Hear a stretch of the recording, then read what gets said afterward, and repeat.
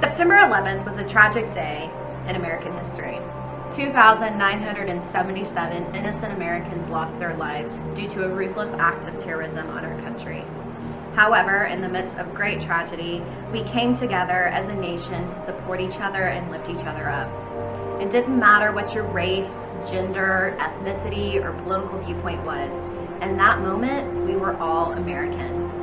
To remember this day and honor the American spirit, we celebrate Patriot Day each year on September 11th. We remember and honor those who died, as well as the first responders who risked their own lives to save others. Today, you will hear stories from our Freedom family about where they were that day and what their experience was. Let these stories inspire you to give back to your community in remembrance of the sacrifices made by so many that day. We will never forget the enormous loss our country experienced, but let today serve as a reminder of the bond we all share as Americans. Hey everybody, I am Whitney Nolan and I am the principal of Freedom Middle School, the proud principal of the Patriots. And we are here at this time of year to celebrate and remember a very, very impactful day in the history of our country.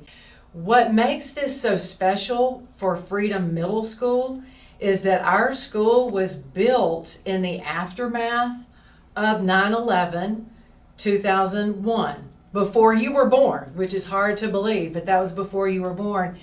And I just wanted to share with you a little bit of my story related to that time. When I was your age in middle school, in fact, from the time I was born until I started high school, but I vividly remember riding the train into New York City from Maryland, and I was visiting friends and going to events and such, and I loved riding the train into New York City. And I can remember my mom going, there is the World Trade Center, the Twin Towers, and I was enamored by how tall they were, and the fact that they were actually taller than the Empire State Building. But I have vivid memories of that in my mind. I couldn't wait until we got to New York City to ride the train into the city. And then fast forward from that time in my life to I was teaching school in Bossier City, Louisiana, 8th grade ELA at Cope Middle School. And on 9/11/2001 was the day that we were attacked, and those Twin Towers were hit, as well as the Pentagon. And I just, in my mind, could not believe that beautiful scene of the city and how it looked and those buildings coming down, but just the horror of what was going on while I was trying to maintain my composure with a classroom full of 8th graders who were distraught because many of their parents were actually in the Air Force. We lived near Barksdale Air Force Base, and so the emotions were very high at that time. And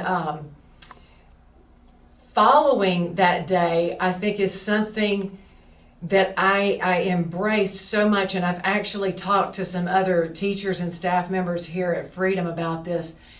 After this happened on that day and the tragedy of it all, we experienced something in America that I had never experienced before and haven't since, but we were united. We had a camaraderie. Patriotism was at an all-time high. Like, we were all so proud to be Americans, and the love that we just had for each other, going into restaurants or into Walmart or wherever, people were just so friendly and giving and accepting and welcoming, but extending and lending a hand to help anyone in need for any reason, but so proud to be an American, and the patriotism.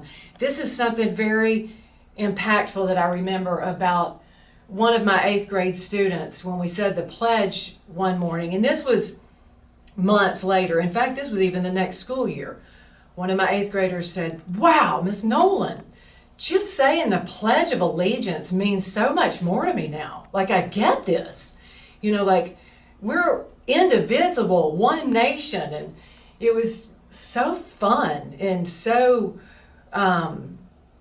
empowering to feel truly like you're part of something that's so much bigger than yourself.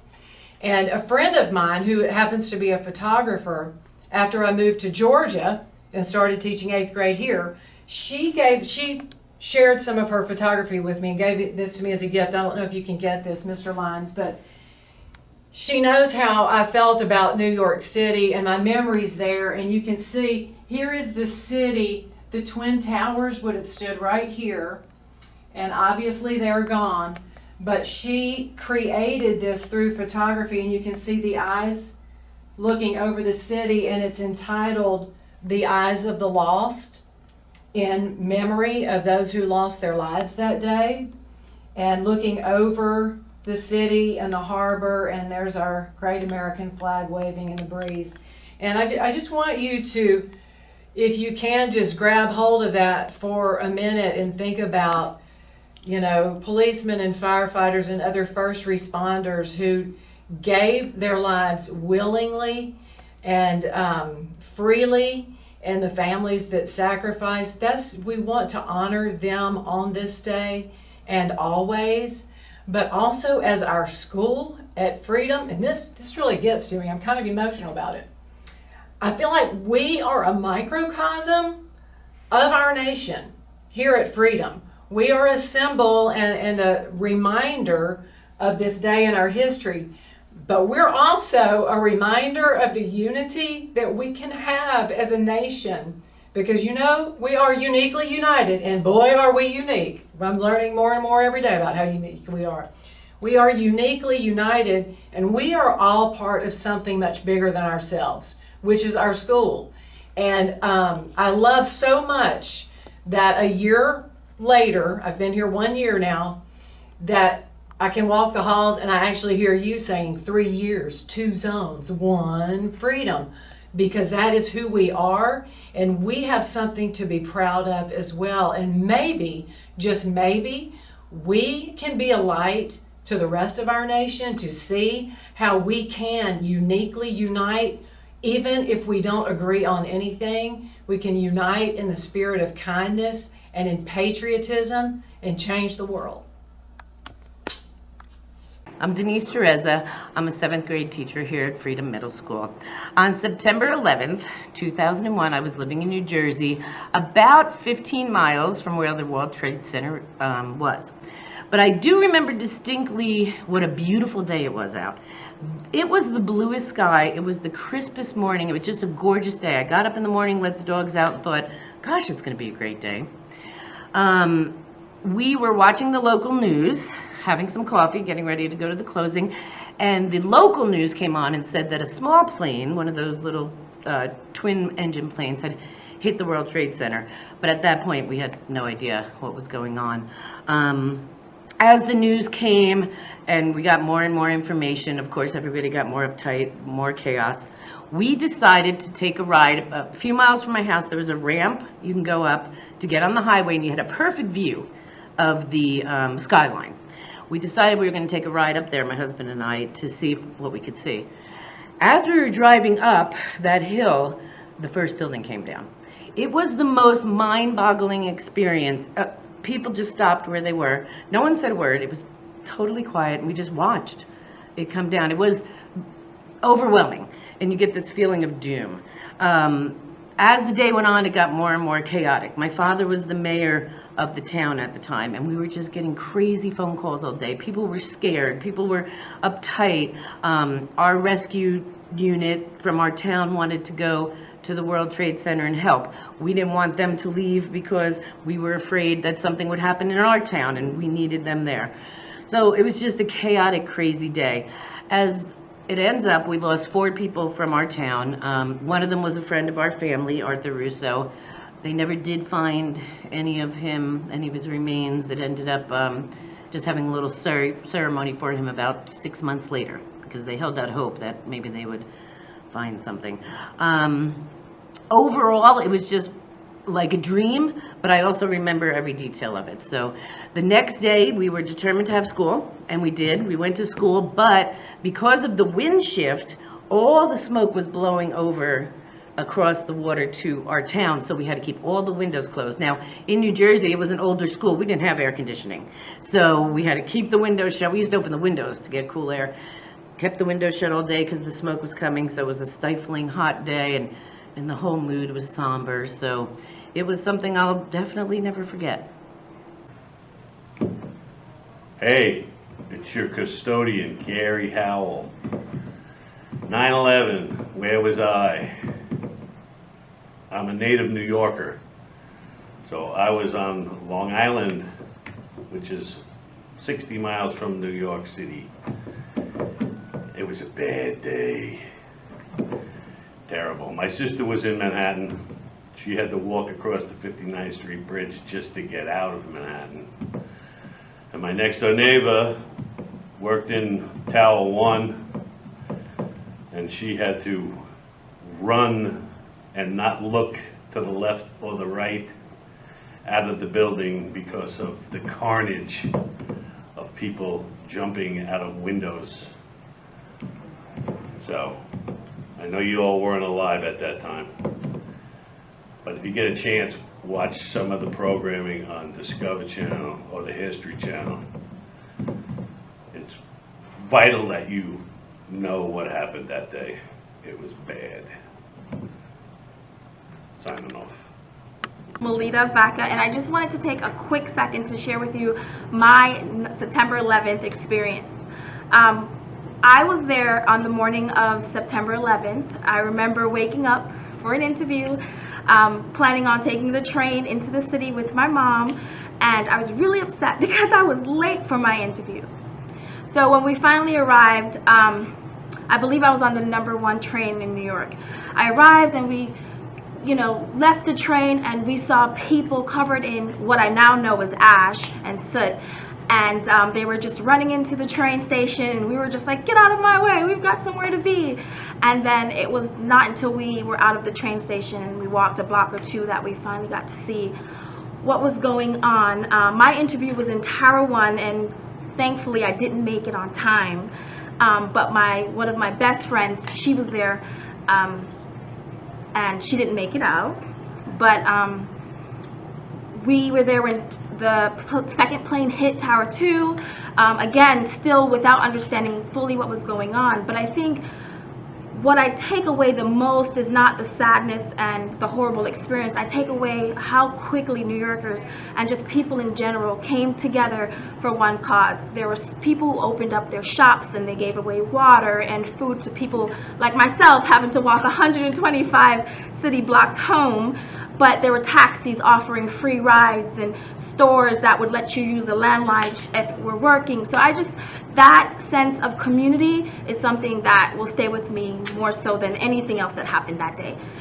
Thank you for listening to my story, and I hope it inspires you to do the same within your community. Well, 9/11 for me was a normal day. I was in 8th grade.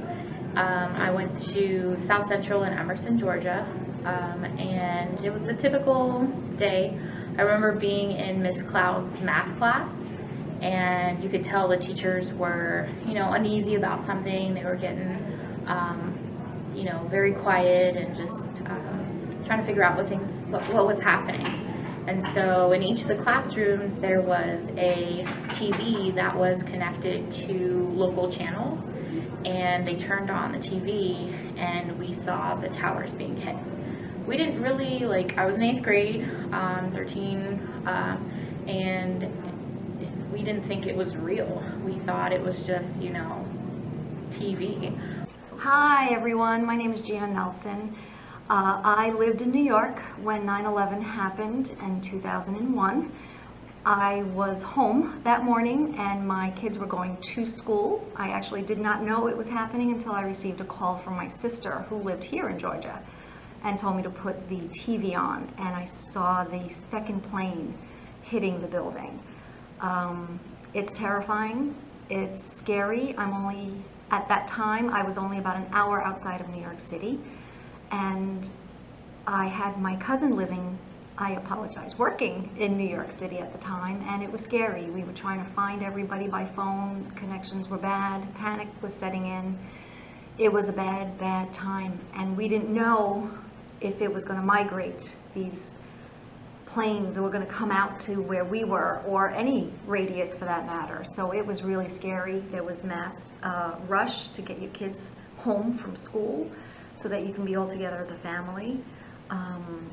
Only being about an hour outside of New York City, there were days, depending on when the wind or where the wind was coming in from, that you can get a very unusual smell in the air from the burning pile. They called it the pile after the planes crashed, after 9/11 happened. And it wasn't every day, but it all depended on the direction of the winds. It was just horrifying. It was, you knew, it was scary. It was close to home. It was close to home. And the hardest part for me was watching all these family members racing to try and get into New York City, but they closed all access into New York City to find their missing loved ones. And I consider myself one of the lucky ones.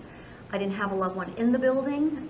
My husband is at the time, was a New York City police officer and wasn't there working that day, but was called in. It was an all hands on deck kind of thing. So he was exposed firsthand. And I am one of the lucky ones. I still have him with me. We've lost many friends. He's lost many, many colleagues to 9/11 related illnesses. And it's a horrible thing to watch. Strong, healthy men and women who wore that uniform proudly and never once questioned their duty to go in and help others die from related illnesses. It's a sad time. It's a sad time for all. So just take a moment, remember those people who did their job, who passed from doing their job willingly and without question. Give a moment of thought to those who lost their lives, never knowing that morning waking up and going to work was going to be their last day. The children, the families devastated by 9/11, and the true act of terrorism. And just take a moment and reflect on that and try and make this world a better place and learn from it. It was a tough time. It was a tough time, especially living in New York. So, thank you. Hello everyone, my name is Paul Nelson. I am a retired detective from the New York City Police Department. The reason I'm here today is my wife is actually a worker in the front office of the school, Miss Gina Nelson. 9/11, the day of, was actually a day off for me. And I was out fishing. And we actually heard the news on the radio, looked toward the city. I lived on Long Island at the time. And you could see the smoke in the city. I was a good 30, 40 miles away at that point on the water. So we got a phone call, or I got a phone call advising me as to what happened. At that time I was working in a 103 Precinct Detective Squad. They had me on standby for 2 days, and then they called me in. And from that day forward, I worked every day, a minimum of 12 to 16 hours a day. Sometimes I didn't even come home. I just stayed on a sidewalk somewhere and fell asleep. Store owners were kind enough to let us go into their stores, the ones that weren't badly damaged, and sleep in there, use their restrooms, wash up, that type of thing. But I did have friends that were there. I've lost many, many friends, not so much on that day, but due to their illnesses that they've come down with since then, since working there. I myself, actually, I guess in no better way, died on a table in a hospital as a result of my work there. They had to shoot me in the chest, shoot my heart with adrenaline to get me back. I had ingested so much debris that my lungs stopped oxygenating, and I flatlined on them twice. Since then, I've had cancer. I've developed asthma. I've lost my thyroid, both left and right side, with 2 surgeries. I've had open heart surgery. I've had many illnesses, infections. I consider myself a lucky one because I'm here to talk about it. I have friends who are younger than me, in much better shape, very healthy lifestyles, who came down with illnesses that they just couldn't survive. And it's going on to this day.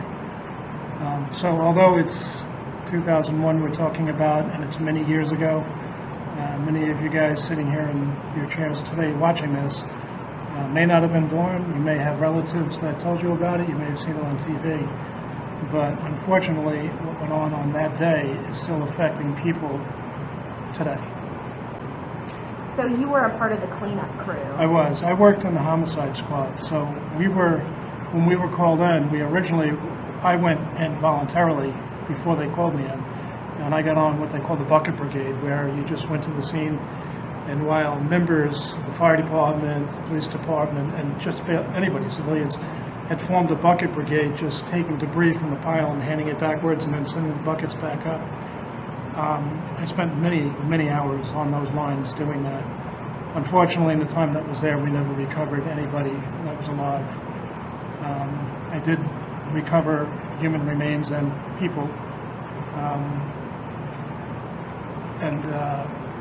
in different areas, not just around the buildings, but across the street from other buildings being damaged. It was pretty graphic. It was probably, well, it was the worst thing I think I've ever seen in my life. In size, in enormity, it was so overwhelming in size. No matter what direction you looked at, it was just devastation. And I never ever thought that it would ever get cleaned up. It was just to that magnitude. And to their credit, they've been able to do that and raise 2 more buildings. But yeah, it was a difficult time. It still is. It still bothers me from time to time when I see the faces of those who I know, who I worked with, who I was good friends with, on TV on 9/11 when they're doing the Day of Remembrance. Last year, unfortunately, I was watching TV and I saw a video clip of a friend of mine. His name was Ray, and I knew that Ray had passed. But it was the first time I've ever seen this video clip that was actually on TV of him in the building and not being able to get out. The video captured the building collapsing on them, and it was the first time that I had seen it. I don't think that it had been on TV any time before that. It was a newly discovered video, and I sat there like a little child, weeping, because here was a gentleman that I had a lot of respect for. I worked with, and if it wasn't for him on a couple of occasions, there's a high probability that I wouldn't have been here. And sometimes your partners have eyes on things that you may not be looking at. And so while I was focused at one individual, another individual could have pointed a gun at the side of my head. Ray was actually there quick enough to apprehend him and stop him from shooting me. And I watched that video, and it just brought me back to that very same day and all the emotions of thanking him and not being able to thank him enough. It was a sad day in America. It really was, and people are still unfortunately walking around. I still become sick. I'm still on medicine. I still have to be tested for cancer. I had it removed. I have a spot on my face where they took a nice large chunk out, and to this day I have to continue to go to these doctors and be monitored because these illnesses and cancers are still popping up. So it was a tough day for the police department, a very tough day for the fire department, but everybody, we were the first responders, obviously, but you had electricians that came in, you had plumbers, you had garbage men, sanitation, I should say, that came in and had to help, and even the civilians who lived in that area. There was an outpouring from everybody. There were times when I would be assigned what is called the DMORT Center, which is a mortuary office. And anytime anybody recovered anything they thought might be human remains, it would go to this little small tinted office. And there were doctors there from every field that would identify what it is. And in fact say that is human remains or it's not. Unfortunately, some families, that's all they received was that severity, because there wasn't a lot left for families to recover. And so I remember I was assigned on that particular day to escort the refrigerated truck that drove these parts or body remains to the morgue. And driving through Manhattan, again, I know I'm talking to a group that's probably not experienced New York or Manhattan, I would assume, but Manhattan is a very populated and very close in proximity. Everything is very tight. The streets are narrow. There's a lot of people on it. And when we would drive in front of and behind this truck with our lights and sirens on, people walking, doing whatever their daily routine was, would stop and put their hands over their heart or salute us. And it would give me chills because it was people of all walks of earth. There was no color. There was no sex. It was just people respecting other people that were in these buildings and their remains. And I would like to see, or I would hope to see, that we could do that again without something that dramatic. You know, with all that's going on now, to be able to get that feeling back in people's minds and hearts to say, you know what, we're all the same. Doesn't matter where we stand in this world, we have the same feelings, we have the same emotions, we have the same wants and desires. We want to be loved, we want to love, we want to be safe, we want to be with our families. And keep that in mind, because it's a lesson that I learned, and I'll carry with me for the rest of my life. There are moments from 9/11 that I will never forget, but in particular, I choose to remember those moments where it was uplifting and made me feel good. Because we can always focus on the negative, and many people don't focus on the positive.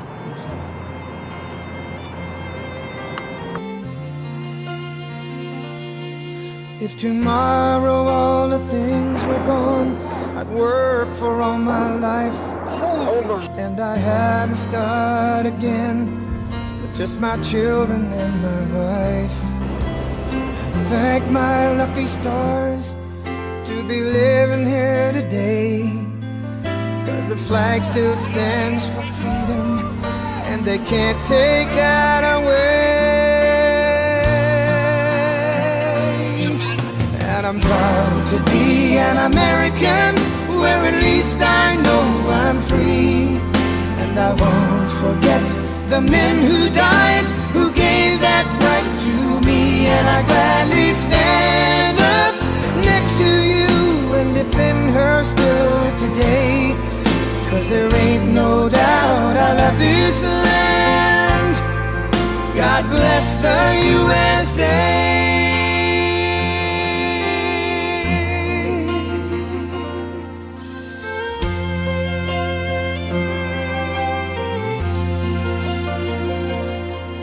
From the lakes of Minnesota to the hills of Tennessee, across the plains of Texas, from sea to shining sea, from Detroit down to Houston and New York to LA. Well, there's pride in every American heart, and it's time we stand and say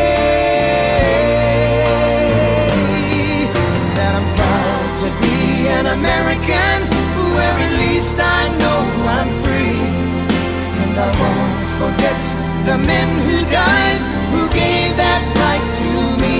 And I gladly stand up next to you and defend her still today, 'cause there ain't no doubt I love this land.